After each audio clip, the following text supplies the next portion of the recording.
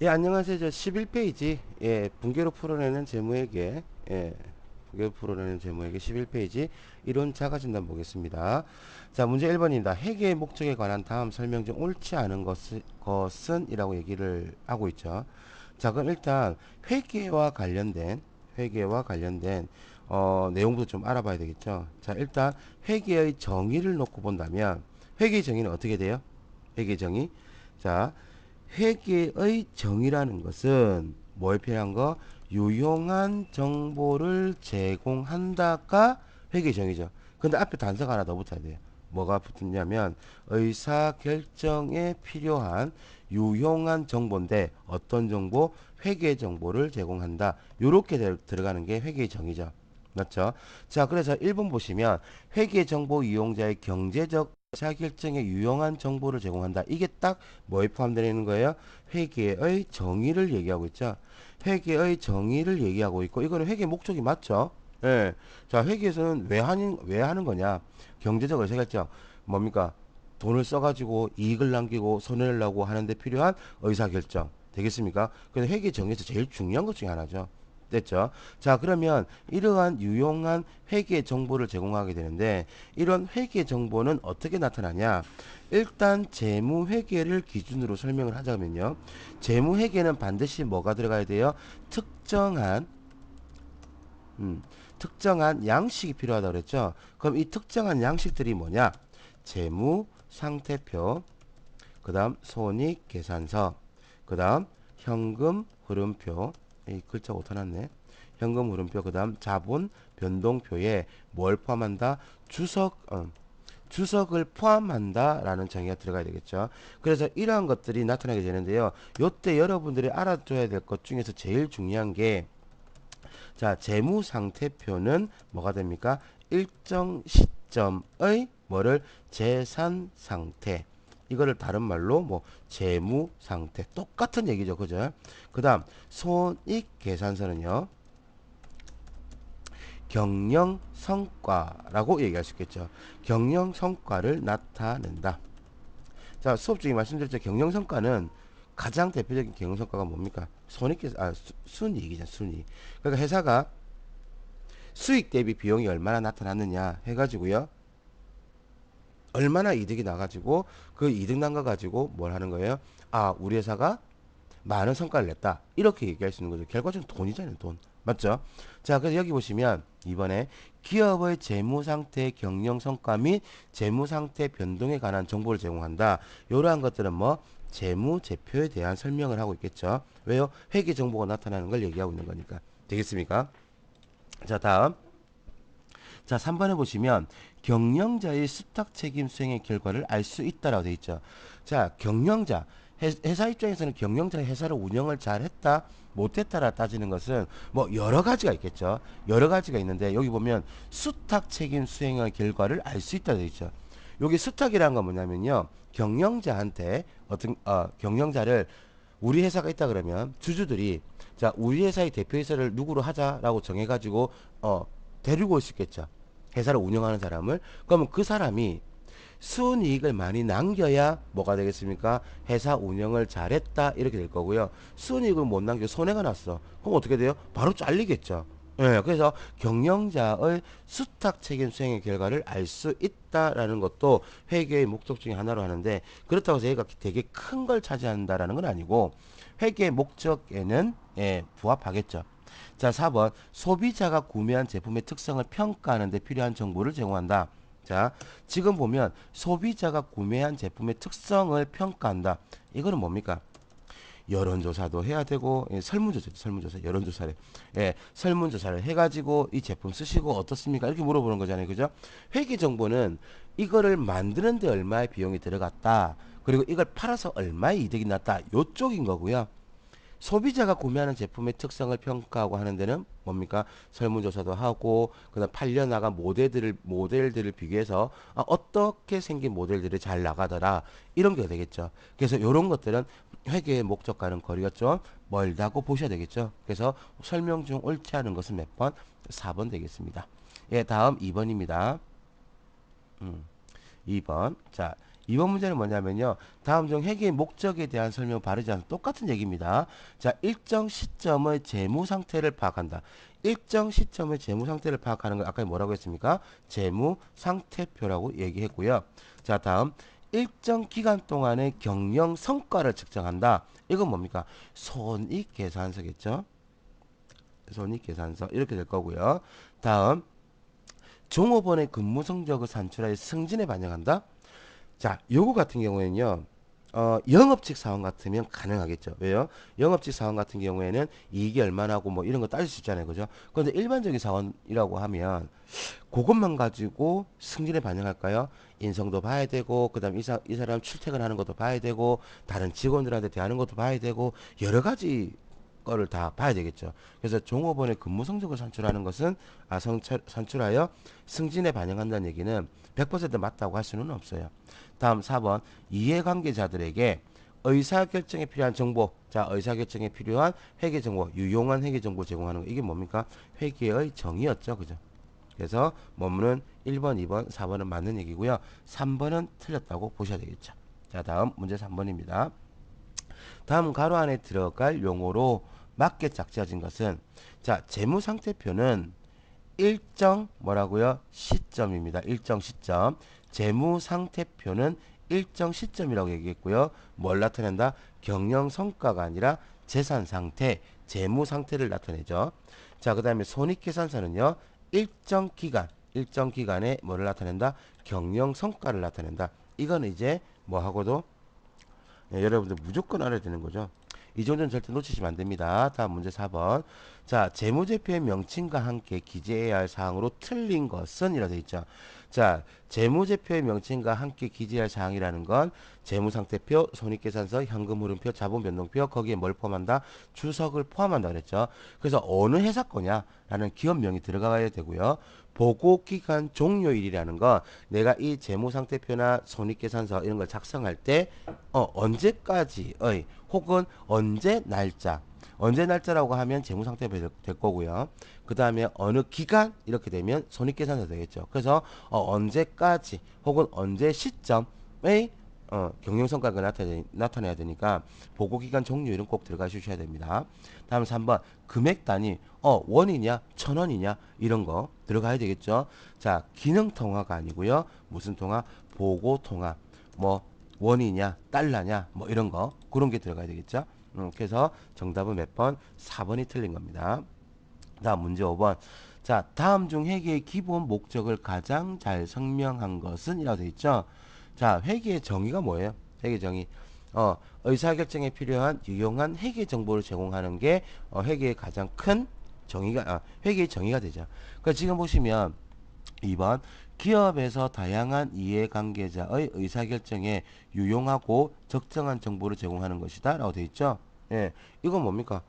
가장 잘 설명한 거. 문제가 지금 뭡니까? 가장 잘 설명한 거죠. 그래서 1번 같은 경우는 기업에서 단순히 장부 정리한 작업이다. 이거는 뭐 단식 회계, 단식 부기. 예, 옛날이죠. 옛날에는 이렇게 하고 말았었죠. 다음 3번 기업의 과세 표준 결정이 주된 목적이다. 자, 과세 표준이라고 얘기하는 건 세금을 부과하는 기준이 되는 걸 과세 표준이라고 하거든요. 그러면 세금을 신고하는 것도 중요한 목적 중에 하나가 돼요. 무슨 말이죠? 그런데 그게 주된 목적이 아닙니다. 회계 정의는 뭐다? 의사결정에 필요한 유용하고 적정한 정보 제공하는 것. 이게 가장 중요한 회계의 목적이거든요. 그래서 여기 지금 목적이 여기 보면 다음 중 회계 기본 목적 가장 잘 설명한 거니까 3번이 안 되는 거지. 3번도 그 뭡니까? 회계의 목적 중에 하나라고 볼 수 있습니다. 다음 기업의 재무 상태만을 파악하고 하자. 재무 상태와 그다음 뭐도 합니까? 경영, 성과도 따져야 되고 할 게 많죠, 그죠? 그러니까 요것도 뭡니까? 꼭 완전히 틀린 얘기는 아니지만 가장 잘 설명한 것이라고 할 수는 없습니다. 그래서 정답은 몇 번이요? 2번이 되겠습니다. 다음 문제 6번. 다음의 의사결정 내용과 관계가 있는 회계 정보 유용자로 옳은 것은 기업의 경영 계획의 수립, 집행, 통제 등의 의사결정을 위해 회계 정보를 활용한다. 자, 여러분 기업 경영 계획을 수립하는 게 뭐 아무나 하겠습니까? 예, 아무나 못합니다. 왜요? 책임을 질 수가 없죠. 뭐든 책임지고 앞으로 이렇게 하겠다. 누가 해야 되는 거예요? 경영자가 해야 되는 거죠. 자, 그래서 이거는 누구? 몇 번? 1번이 됩니다. 다음 문제 7번 보겠습니다. 다음 중 회계 정보 이용자에 따른 재무 회계의 정보 제공 목적으로 옳지 않은 것은 자 경영자의 수탁 책임 평가에 필요한 정보를 제공한다. 이건 뭡니까? 기업의 성과. 기업의 성과가 되겠죠. 성과가 얼마나냐.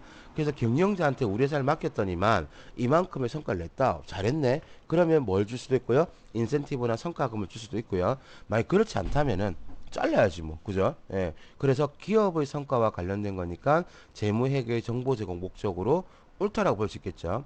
다음 2번. 고객을 위한 상품별 원가 정보 제공한다. 자, 원가와 관련된 거는요. 뭐가 되냐면 관리 회계랑 이어지는 거예요. 자, 이거는 뭐냐면 회사 내부에서 통제하고자 하는 정보이지 이거를 고객한테 절대로 공개를 하면 된다 안 된다. 예, 고객한테 정보 공개 안 합니다. 왜요? 잘 생각해봐요. 자, 제품 하나를 만드는데 100원이 들었어. 근데 팔 때는 10만 원에 팔아. 자, 100원짜리를 10만 원에 판다. 이 회사를 우리가 윤리적으로 옳다라고 얘기할 수 있겠습니까? 물론 기술력이 있다면 그럴 수 있겠죠. 그죠? 자, 그래서 그러한 것들은 고객들한테 절대 공개를 하지 않습니다. 자, 재무회계는 일단 기본적으로 재무회계는 뭐가 돼요? 외부 정보 이용자에게 공개하는 게 되잖아요. 그죠? 그래서 이거는 뭐 2번에 대한 것은 재무회계와는 거리가 멀다라고 보셔야 되겠죠. 그래서 정답은 몇 번? 2번이 됩니다. 자, 다음 문제 8번. 자, 재무제표 작성과 표시의 일반적인 원칙으로 가장 틀린 것은 이렇게 해놨네요. 자, 문제 8번. 재무제표 작성과 표시의 일반 원칙 가장 틀린 것은? 이라고 물어봤죠. 자, 일단은, 재무제표를 작성할 때 중요한 것 중에 하나는 뭐냐면요. 일단 이해가 가능해야 돼요. 모든 건 이해 가능성에서부터 시작을 하거든요. 자, 그럼 이해가 가능하려면 뭐를 만족해야 되냐면 신뢰성과 신뢰성과 목적 적합성을 달성해야 됩니다. 일단 그거는 일단 가장 일반적인 얘기니까 그렇게 넘어가고요. 자, 그러면 일단 여기 보시면 2번부터 바로 볼게요. 재무제표의 작성과 표시에 대한 책임은 회계 담당자에게 있다? No, 절대 아닙니다. 누구한테 있다고요? 경영자한테 있습니다. 그래서 뭡니까? 그 수탁 책임에 대한 평가 결과를 물을 때 누구한테? 경영자한테 묻는다 그랬잖아요. 그죠? 자, 여러분들이 회계 담당자로서 일을 하게 되면서 거기에 대해서 여러분들이 책임진다. 그러면 누가 일을 하겠어요. 그죠? 예, 그래서 대신에 여러분들은 보고를 잘해야 됩니다. 무슨 말이죠? 자, 재무제표 작성과 표시에 대한 책임은 누구한테 있다? 경영자에게 있다라는 거 알아두시고요. 나머지 1번, 3번, 4번은 일단 다 맞는 얘기거든요. 일단 1번 보시면 정기 재무제표의 모든 계량 정보를 단기와 비교하는 형식으로 표시한다라고 되어 있죠. 이거는 무슨 얘기냐면은 쉽게 생각하면 이건 거예요. 올해 이득이 난 거하고 혹은 올해 있는 재산하고 전년도에 정기에 있었던 재산 상태하고 비교를 해야 우리의 성과가 어떻는지 이런 것을 잘 볼 수 있게 되겠죠. 그래서 비교하는 형식을 표시하는 게 맞는 얘기고요. 다음 3번 재무제표는 이해하기 쉽도록 간단하고 명료하게 표시해야 한다. 예, 구지굴질하게 뭐 붙이면 안 돼. 되겠습니까? 예, 구지구질하면 어떻게 돼요? 사람이 볼 때, 다른 사람들이 볼 때, 그걸 다 알아야 되잖아요. 그죠? 근데 그게 아니라 최대한, 다른 걸 다 배제하고 이해하기 쉽고 명료하게 표시해야 하고요. 다음 4번. 재무제표는 기업의 재무 상태, 경영 성과, 현금 흐름 및 자본 변동을 공정하게 표시해야 된다. 그래서 우리는 재무제표를 작성할 때 재무 상태표, 그 다음 경영 성과는 손익 계산서, 그 다음 현금 흐름은요 현금 흐름표, 그 다음 자본은요 자본 변동표. 이걸 작성하고 추가적인 설명은 뭘로? 주석으로 단다라고 했죠. 그래서 주석하고 주기하고 같다고 보시면 안 됩니다. 주석하고 주기하고는 같다고 보시면 안 되고 주석은 따로입니다. 어쨌든 이렇게 들어가야 된다. 그래서 정답은 몇 번이요? 2번이 되겠습니다. 다음 문제 9번입니다.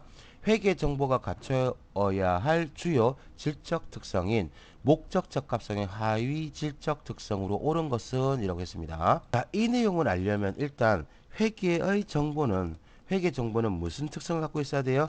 이해 가능성이라는 걸 가지고 있어야 된다고 했고요. 이거 줄 칸 바뀌겠다. 예, 자, 이거 좀 치우고요. 자, 뭐라고요? 회계 정보는 이해 가능성이라는 일단 큰 전제를 갖고요. 이거를 만족하려고 그러면 뭐랑 뭐 신뢰성과 목적 적합성을 다 갖춰야 되죠. 근데 신뢰성과 목적 적합성은 다릅니다. 아예 서로 어떻게 된다고요? 상충관계라고 해서 신뢰성과 목적 적합성은 아예 서로 다르다라고 알아두셔야 되고요. 서로 상충관계입니다. 대신에 이거 두 개가 다 만족해야 이해 가능성을 충족할 수 있다라고 이렇게 보시면 되죠. 꼭 이렇게 얘기한다고 해서 다 맞는 얘기는 아닌데 예, 그래도 여러분들은 그렇게 이해해 주시면 됩니다. 자, 일단 신뢰성은요. 신뢰성은 이 신뢰성을 만족하기 위해서는 하위 질적 특성, 즉 보강적 질적 특성이 추가적으로 더 필요한데요. 특성은 필요한데 이게 뭐라고 했습니까? 충실한 표현, 그 다음은요 중립성, 그 다음에요 예, 검증 가능성 이렇게 나오죠. 자, 그래서 여기 보시면 표현의 충실성이라는 게 뭡니까? 충실한 표현. 검증 가능성이라는 건 예, 검증이 될 수 있어야 된다. 그 다음 이해 가능성이라는 건 가장 큰 특성이 되죠. 그래서 2번하고 3번은 뭐에 대한 얘기예요? 2번하고 3번은 신뢰성에 대한 얘기고요. 이해 가능성은 회계 정보에서 가장 밑바탕이 되는 질적 특성이죠. 자, 그러면 이제 누구에 대한 거? 목적 적합성에 대해서 얘기를 하자 그러면 목적 적합성은요. 예측 가치, 그 다음에요. 적시성, 그 다음 피드백 가치 이렇게 세 가지로 나눌 수 있죠. 자, 예측 가치라는 건 현재 시점에서 앞으로 어떻게 될 거야 라고 미리 예측하는 거고요. 적시성은 필요할 때 필요한 정보가 제공되어야 된다는 거고, 피드백 가치는요. 과거에 내가 이렇게 될 것이라고 예측 가치를 판단했는데 지금 와서 보니까 잘못되었다 이거예요. 혹은 수정이 필요하다라고 하면 다시 그 가치를 피드백 수정한다라는 얘기거든요. 자, 그래서 목적 적합성은 이 세 가지 보강적 질적 특성을 가지고 있습니다. 그러면 문제 9번에서는 뭘 물어본 거예요? 목적 적합성의 하위 질적 특성을 물어봤죠. 그러면 정답은 적시성, 그 다음 예측 가치, 피드백 가치 이 중에 하나가 되겠죠. 그런데 1번 내 보니까 적시성 나와 있네요. 정답은 몇 번? 1번 이렇게 보시면 되겠습니다. 자, 다음 문제 10번입니다. 다음 가로 안에 해당하는 용어로 적합한 것은 자, 재무제표를 작성할 때 빵빵으로서의 존속 가능성을 평가해야 한다. 경영진이 기업을 청산하거나 경영활동을 중단할 의도를 가지고 있지 않거나 청산 또는 경영활동의 중단, 지금 청산이니 경영활동의 중단이니 뭐 이런 얘기 나오잖아요. 그죠? 이 얘기는 뭐예요? 회사를 폐업하지 않겠다는 얘기죠. 폐업하지 않는다는 건 계속해서 기업을 운영하겠다는 얘기죠. 그래서 계속 기업에 대한 얘기를 하고 있죠. 이게 정답은 몇 번? 10번의 정답 몇 번? 2번. 계속 기업의 가정이 되겠습니다. 자, 다음 문제 11번입니다. 자, 회계 정보가 유용하기 위해 갖춰야 할 다음의 속성 중 가장 중요한 질적 특성으로만 짝지어진 것은? 이라고 물어봤죠. 자, 생각해 보겠습니다.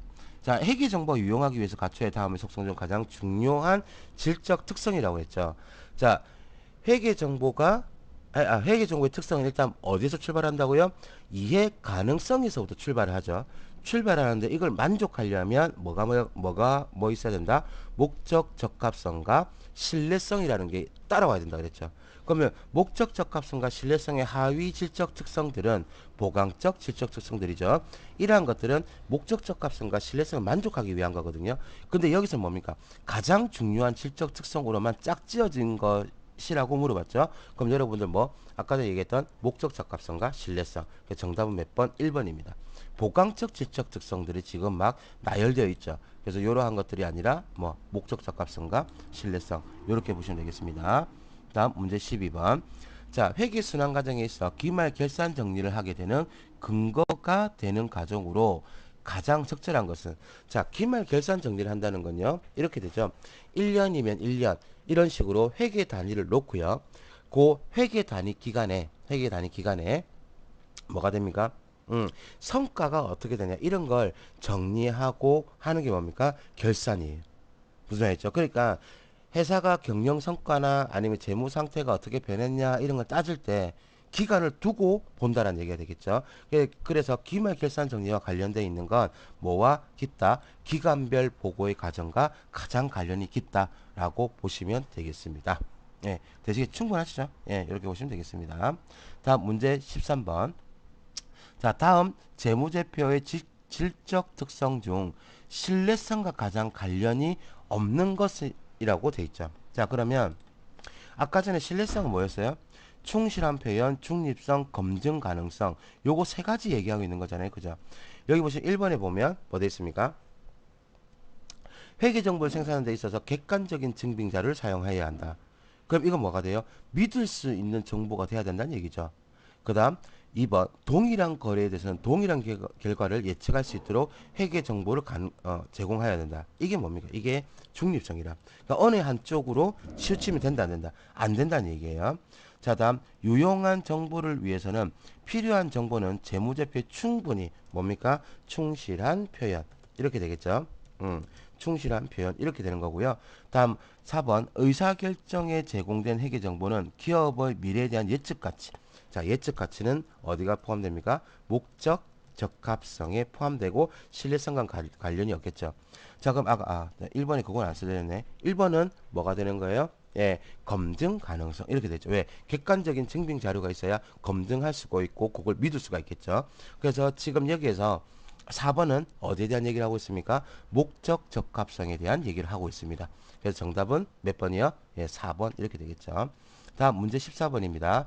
재무제표의 질적 특성인 신뢰성에 대한 내용이 아닌 것은 이라고 되어 있죠. 자, 1번 재무 정보가 의사결정에 반영될 수 있도록 적시에 자, 이건 뭡니까? 적시성이고요. 이거는 뭐가 돼요? 목적 적합성이 되는 거죠.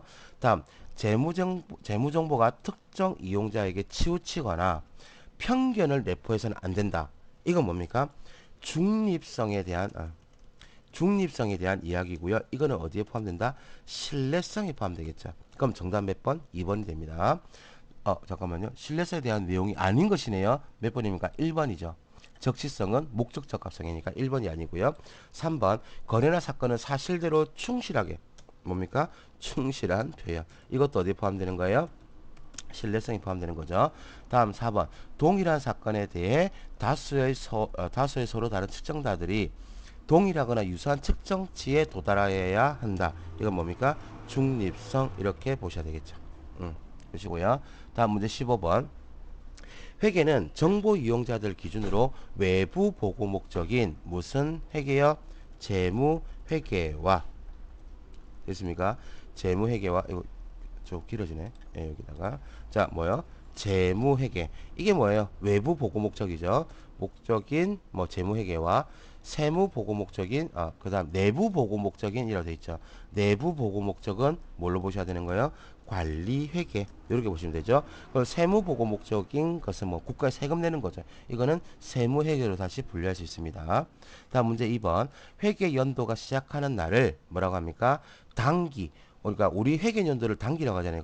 그죠? 그래서 단기의 초라고 해서 우리는 다른 말로 뭐 기초라고 얘기하고요. 앞에 회계 연도 전 연도를 우리 뭐라고 한다? 예, 정기라고 얘기하죠.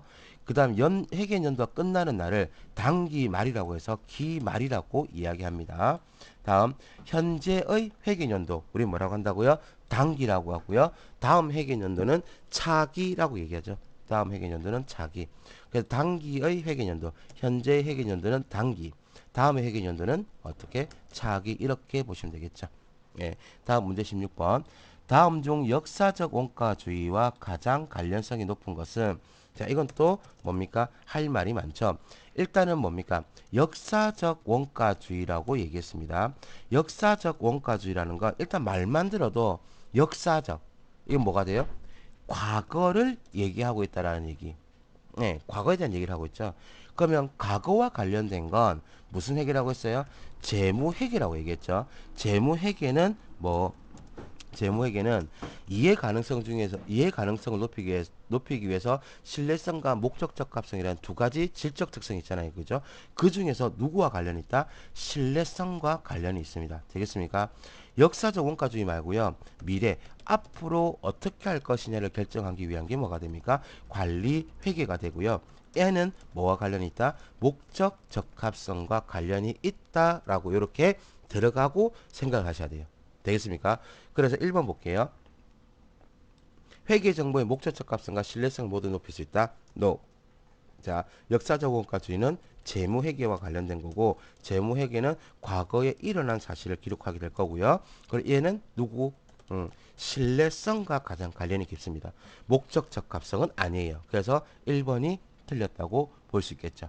그래서 나머지 2번, 3번, 4번은 다 맞는 얘기니까요. 네, 그렇게 보시면 되겠습니다. 예, 여기까지 설명 마칠게요. 수고하셨습니다.